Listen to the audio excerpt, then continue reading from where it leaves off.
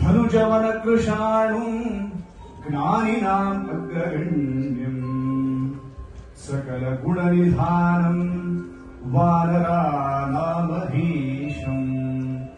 ರಘುಪತಿ ಪ್ರಿಯ ಭಕ್ತಂ ವಾತಜಾತಂ ನಮಾಮಿ ಗೋಷ್ಪದೀಕೃತ ವಾರಾಶಿ ಮಶಕೀಕೃತ ರಾಕ್ಷಸ ರಾಮಾಯಣ ಮಹಾಮಾಲಾ ರತ್ನಂ ವಂದೇ ಅನಿಲಾತ್ಮಜಂ ರತ್ನಂ ವಂದೇ ಅನಿಲಾತ್ಮಜಂ. ತಾತ್ಪರ್ಯ ಇಷ್ಟೇ. ಅತುಲಿತ ಬಲಧಾಮಂ ಸ್ವರ್ಣಶೈಲಾಭಧೇಯಂ. ಹನುಮಂತ ಹುಟ್ಟದಾಗ್ಲೇ ಕರ್ಣಕುಂಡಲಗಳನ್ನ ಸ್ವರ್ಣ ಖಚಿತವಾಗಿರತಕ್ಕಂಥ ಶರೀರವನ್ನು ಹೊಂದಿಕೊಂಡೇ ಬಂದಿದ್ದಾನೆ. ಉಪವೀತವನ್ನು ಧರಿಸಿಕೊಂಡು ನಮಗೆಲ್ಲ ತಂದೆ ತಾಯಿಯವರು ಅಥವಾ ಗಾಯತ್ರಿ ಮಂತ್ರವನ್ನು ಉಪದೇಶ ಮಾಡಬೇಕಿದ್ರೆ ಹನುಮಂತ ಸ್ವತಃ ಉಪದೇಶವನ್ನು ತೆಗೆದುಕೊಂಡೇ ಬಂದಿದ್ದಾನೆ. ಉಪವೀತವನ್ನು ಧರಿಸಿಕೊಂಡು ಬಂದಿದ್ದಾನೆ ಅಂತ ಹೇಳಿದ್ರೆ ಅವನು ಎಲ್ಲಾ ಪೂರ್ವ ತಯಾರಿಯನ್ನು ಕೂಡ ಮಾಡಿಕೊಂಡು ಬಂದಿದ್ದಾನೆ ಎನ್ನುವಂತಹ ಅರ್ಥ. ಧನುಜ ವನಕೃಷಾಣಂ ಜ್ಞಾನಿನಾಂ ಅಗ್ರಗಣ್ಯಂ.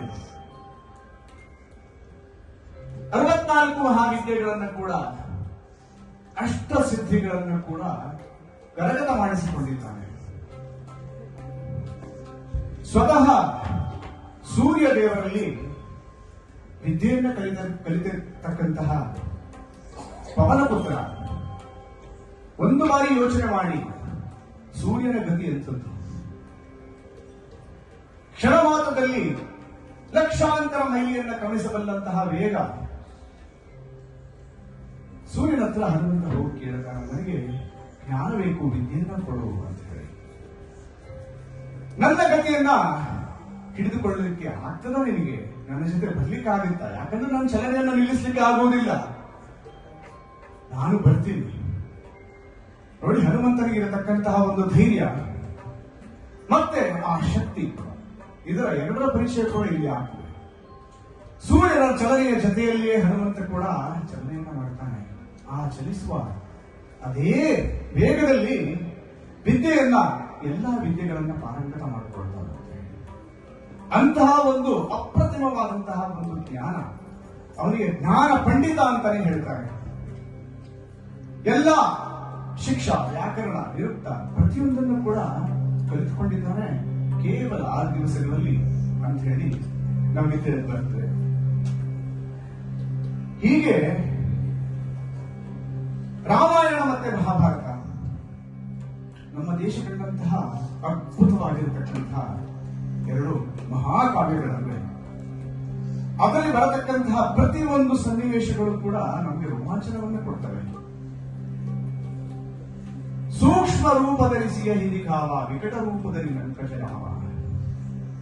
ಮೊದಲೇ ಹೇಳಿದಂತೆ ಅಷ್ಟ ಸಿದ್ಧಿಗಳನ್ನ ಕರಗತ ಮಾಡಿಕೊಳ್ಳುವಂತಹ ಈ ವಿದ್ಯೆ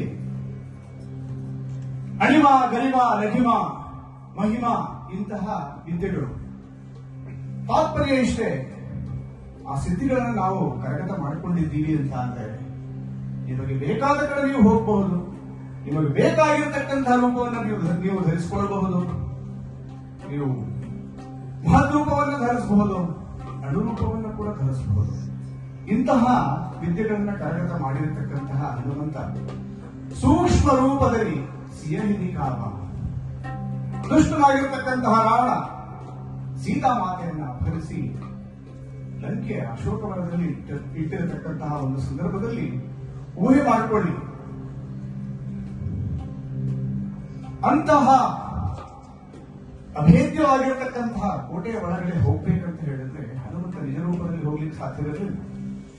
ಹಾಗಾಗಿ ಸೂಕ್ಷ್ಮ ರೂಪದಲ್ಲಿ ಆ ಲಂಕಾಪಟ್ಟಣಕ್ಕೆ ಹೋಗಿ ಅಲ್ಲಿ ಯಾರು ಯಾವ ಕೆಲಸವನ್ನ ಯಾವ ರೀತಿಯಲ್ಲಿ ನಿರ್ವಹಿಸ್ತಾ ಇದ್ದಾರೆ ಅನ್ನುವಂತಹ ಒಂದು ಕಾರ್ಯವನ್ನು ಸಾಧಿಸ್ತಾರೆ. ರಾವಣನ ಅಂತಃಪುರ ಎಲ್ಲಿದೆ, ವಿಭೀಷಣನ ಅಂತಃಪುರ ಎಲ್ಲಿದೆ, ಹಾಗೆ ಸೀತಾಮಾತೆ ಎಲ್ಲಿದ್ದಾಳೆ ಅನ್ನುವಂತಹ ವಿಚಾರವನ್ನ ಈ ಸೂಕ್ಷ್ಮ ರೂಪವನ್ನು ಧರಿಸಿಕೊಂಡೇ ಇದೆಲ್ಲ ಕಾರ್ಯವನ್ನ ಮಾಡಿದ್ದಾಳೆ. ಇನ್ನು ಸೀತೆಯನ್ನ ಅಲ್ಲಿ ಅಶೋಕವನದಲ್ಲಿ ಕಂಡು ಆ ರಾಮನ ಸ್ಮರಣೆಯನ್ನ ಮಾಡ್ತಾ ಆ ಸೀತಾಮಾತೆಗೆ ಈ ಹನುಮಂತ ರಾಮನ ದೂತ ಅನ್ನುವಂತಹ ಒಂದು ಖಚಿತತೆಯನ್ನ ಕೊಡುವಂತಹಲ್ಲಿ ಭಕ್ತರವಾಗಿರ್ತಕ್ಕಂತಹ ಒಂದು ಕೆಲಸವನ್ನ ಹನುಮಂತ ಮಾಡ್ತಾನೆ. ಸೂಕ್ಷ್ಮ ರೂಪದಲ್ಲಿ ಸಿಯಹಿನಿ ಕಾವ, ವಿಕಟ ರೂಪದಲ್ಲಿ ಲಂಕಜರಾವ. ಅಲ್ಲಿಂದ ಮುಂದಕ್ಕೆ ಹೋಗಿ ಎಲ್ಲರಿಗೂ ತಿಳಿದಿದೆ, ಅಕ್ಷಯ ಕುಮಾರನನ್ನ ವಧಿಸ್ತಾನೆ ರಾವಣನ ಒಬ್ಬ ಪುತ್ರ. ನಂತರ ಇಂದ್ರಜಿತುವನ್ನ ಕಳಿಸಿ ರಾವಣ ಆ ಹನುಮಂತನನ್ನ ಜೀವಂತವಾಗಿ ಬಂಧಿಸಿ